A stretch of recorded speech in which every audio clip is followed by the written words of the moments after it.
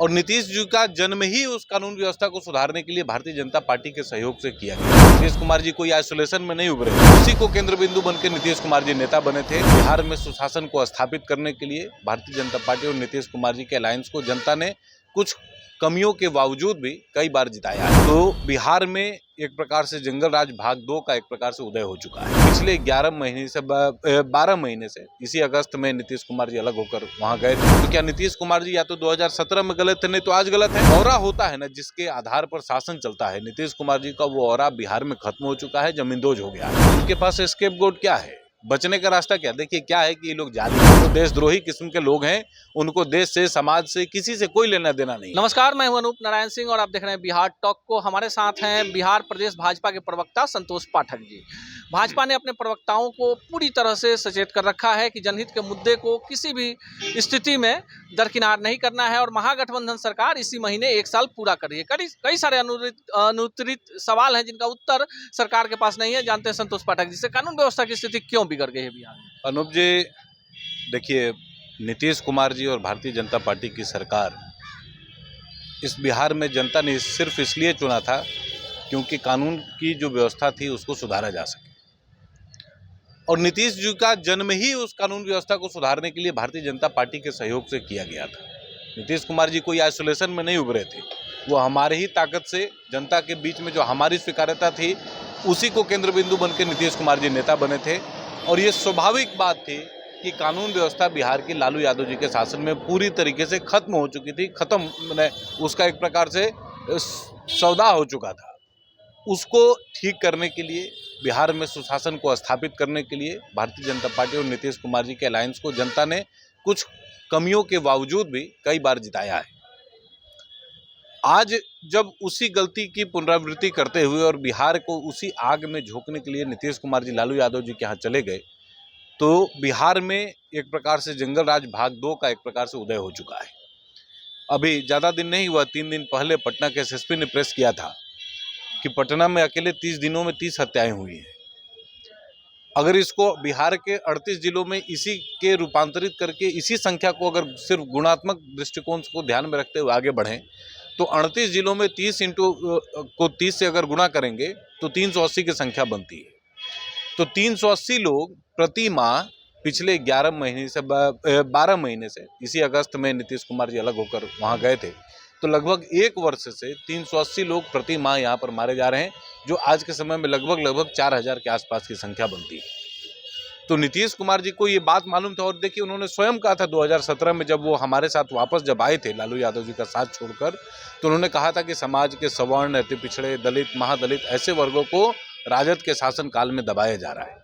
तो क्या नीतीश कुमार जी या तो 2017 में गलत थे, नहीं तो आज गलत है।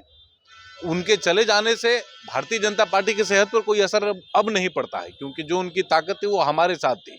अब वो हमसे दूर चले गए तो नीतीश जी की ताकत भी खत्म हो चुकी है। और एक जो ऑरा होता है ना जिसके आधार पर शासन चलता है, नीतीश कुमार जी का वो ऑरा बिहार में खत्म हो चुका है, जमींदोज हो गया है। तो अपराधियों की पौ 12 है, वो अपने हिसाब से जिसको जो एक बड़ा सवाल है। बिहार में महागठबंधन की सरकार है, जदयू है, कांग्रेस है, राजद है, वाम दल है, लेकिन कोई भी नेता बिहार की जन समस्याओं पर, हत्या, लूट, बलात्कार, रोजगार, विकास पे बात नहीं करता है, सीधे मणिपुर पर चला जाता है। क्यों जाता है? इनके पास स्केपगोट क्या है, बचने का रास्ता क्या? देखिए क्या है कि ये लोग जाली हैं, इनका स्वभाव जाली है। जो मौलिक मुद्दे हैं बिहार के उस पर चर्चा नहीं करो, जो मूल विषय है यहाँ पर उस पर बात नहीं होनी चाहिए। मणिपुर में जो घटना हुई, मणिपुर में जो घटनाएं हो रही हैं वो जातीय विद्वेष की घटना है जो हाईकोर्ट के निर्णय के बाद उभरी है। और बिहार में तो जातीय आधार पर जातीय गुलबंदी करके और जातीय हिंसा को बढ़ावा देकर राजद ने इतने वर्षों तक शासन किया है, उस पर चर्चा नहीं करेंगे माले के लोग या बाकी वामपंथियों का क्षुद्र स्वभाव है। वो देशद्रोही किस्म के लोग हैं, उनको देश से, समाज से, किसी से कोई लेना देना नहीं है। इसीलिए कभी रामधारी सिंह दिनकर जी ने या कभी जवाहरलाल नेहरू जी को इस बात को समझाया था कि ये देशद्रोहियों का एक प्रकार से अड्डा संसद बन गई है, इसको आप दूर कीजिए, चीन के युद्ध के बाद। तो इस प्रकार की परिस्थितियों का निर्माण बिहार में भी कर रहा है। इनको किससे क्या लेना देना है? सब झूठ बोलने वाले लोग एक जगह पर आकर बैठे हुए हैं और जनता ने इनको जो ताकत दी थी, अब वो धीरे धीरे जनता को भी ये बात समझ में आ गई कि सभी फरेबी हैं।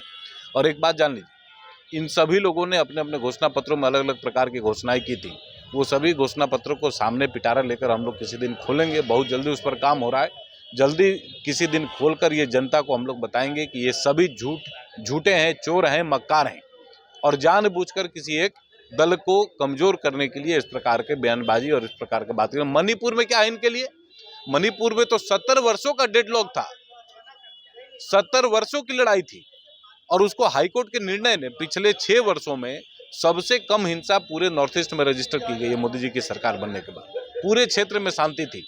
उस शांति को तोड़ने के लिए मुझे ये लगता है कि इस प्रकार के जो विपक्षी लोग हैं उन्होंने इस प्रकार की साजिश रची है, जिसकी वजह से मणिपुर में इस प्रकार की हिंसा हो रही है। आखिरी सवाल, क्या मिशन 2024 जो नरेंद्र मोदी का है, जो सर्वेक्षण आ रहे हैं बिहार में पिछली बार से ज्यादा मजबूत होगा? पिछली बार 1 सीट विपक्ष के पास गई थी। एक बात जान लीजिए, मोदी जी के नेतृत्व में बिहार में हम लोग कम से कम 37-38 सीटें जीतेंगे, 100%। इसमें किसी को ये नहीं। और एक बात स्पष्टता से कह दें, किसी भी नाम का गठबंधन बना लें। और सबसे बड़ी बात, मैं तो जिस दिन इन्होंने अपने गठबंधन का नाम इंडिया रखा उसी दिन हम कहे थे कि ये लोग बमुश्किल 100 सीट जीत पाएगा। ये पूरा का पूरा गठबंधन, देश की जो सामान्य जनता है ना, वो देशद्रोहियों को बर्दाश्त नहीं करती है। सबको ये मालूम चल गया है कि इस नाम के आड़ के पीछे ये लोग कुछ और करना चाहते हैं। जैसा प्रधानमंत्री ने कहा कि ईस्ट इंडिया में भी नाम है, PFI में भी नाम है, इस प्रकार के दूसरे जो आतंकी संगठन है सब में इंडिया नाम जुड़ा हुआ है। और उसी इंडिया के नाम को चोरी करके ये लोग अपनी करतूतें, अपने गड़बड़ घोटाले, अपने चोरी करने के अंदाज को उसके पीछे छिपाने का प्रयास कर रहे हैं। छिपेगा नहीं। एक बात स्पष्टता से जान लीजिए कि मोदी जी के नेतृत्व में भारतीय जनता पार्टी 350 सीटें जीतेगी और एनडीए अकेले 400 सीटों से ज़्यादा जीतेगा। ये है भाजपा के प्रवक्ता संतोष पाठक जी और इनका साफ मानना है कि बिहार के जितने भी दल हैं जो सत्ता में बैठे हुए हैं वे जनहित के मुद्दे पे बात नहीं करना चाहते हैं। वामपंथियों के बारे में इनका कहना है कि वामपंथियों के बारे में पहले से देश जानता है कि वे आतंकियों की तरह व्यवहार करते हैं और जनहित के मुद्दे का ढोंग करते हैं। साथ ही साथ एक बड़ा दावा इनका है कि बिहार में जो एनडीए है भाजपा की अगुवाई में, नरेंद्र मोदी की अगुवाई में 2024 में एक बड़ी सफलता अर्जित करेगा और बिहार इतिहास रचने का काम करेगा। ऐसे ही खबरों के लिए जुड़े रहे बिहार टॉक से। यूट्यूब पर लाइक और सब्सक्राइब करें, बेल आइकन जरूर दबाएं। फेसबुक, ट्विटर और इंस्टा पर फॉलो करें। धन्यवाद।